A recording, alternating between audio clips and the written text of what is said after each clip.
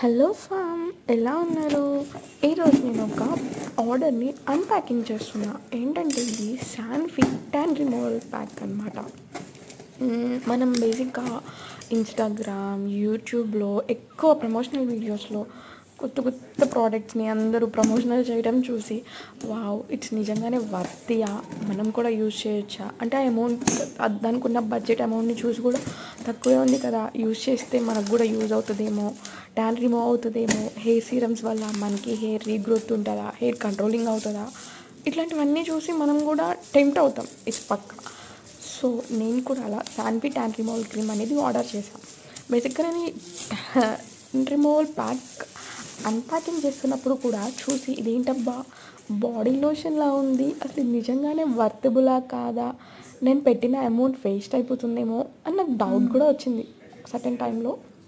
But అది నేను ఇట్లా హ్యాండ్ మీద వేసుకుని ఇట్లా జస్ట్ స్మూత్గా చూడటానికి ఇట్లా ఎట్లా అంటే లైక్ టెక్స్చర్ చాలా లిక్విడ్గా క్రిస్టల్స్గా ఇట్లా ఇట్లా స్మూత్గానే ఇట్లా జస్ట్ రబ్ చేస్తున్నప్పుడు ఆ డెడ్ స్కిన్ అనేది నాకు ఇట్లా ఇట్లా మట్టిలాగా డట్ మొత్తం వస్తూ ఉందన్నమాట. అసలు నేను చూసి నిజంగానే ఇది వర్తబుల్ అని నాకు అనిపించింది. Seriously it's worthy. ఎందుకంటే అది ఒక్క డే కాదు, నేను 2 days టేస్ట్ చేసిన. లైక్ 2 days క్రాస్ వెరిఫై చేశాను.